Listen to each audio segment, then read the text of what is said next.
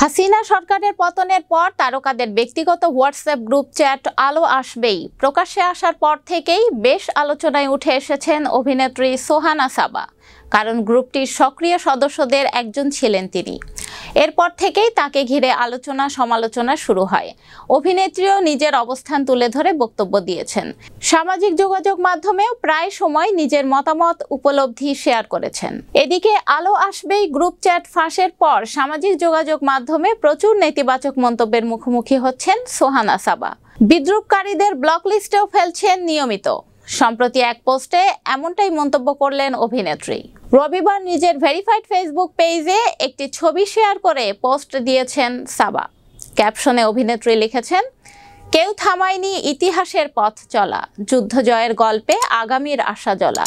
জানি বাধা আসবে তবু থামবো না কোনোদিন, দেশের জন্য আলো আনবই আমরা সেই দিন।